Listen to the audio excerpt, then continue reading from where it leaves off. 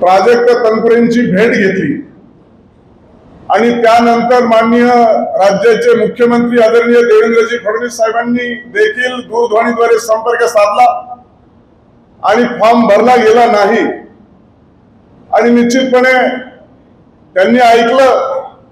आणि म्हणून या निवडणुकीकडे एक वेगळ्या नजरेने पाहत असताना मनाचा मोठेपणा दाखवून त्यांनी जे कार्य केलं त्याबद्दल भारतीय जनता पार्टी आणि महायुतीच्या माध्यमातून त्यांचा आभार व्यक्त करतो। आणि हे आभार व्यक्त करत असताना खऱ्या अर्थानं अजून देखील तुमच्या आमच्या मनामध्ये द्विधा मनस्थिती आहे की त्यांची नेमकी काय भूमिका घेणार। मी देखील समाज माध्यमाच्या माध्यमातून ऐकतो आहे, पाहतो आहे। खरं तर वास्तविक पाहता ही निवडणूक सार्वत्रिक नाहीये, ही निवडणूक पोट निवडणूक आहे आणि त्यामुळे या निवडणुकीकडे पाहत असताना आदरणीय शिवाजीरावजी कर्डिले साहेबांनी गेल्या अनेक वर्षापासून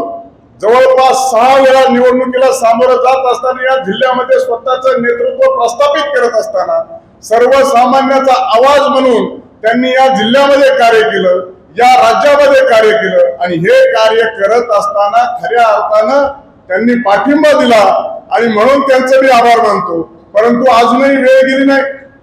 23 तारखेच्या पर्यंत पुन्हा एकदा मला अपेक्षा आहे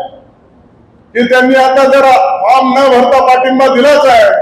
तर अधिकृतरित्या या निवडणुकीसाठी देखील पाठिंबा दिला पाहिजे,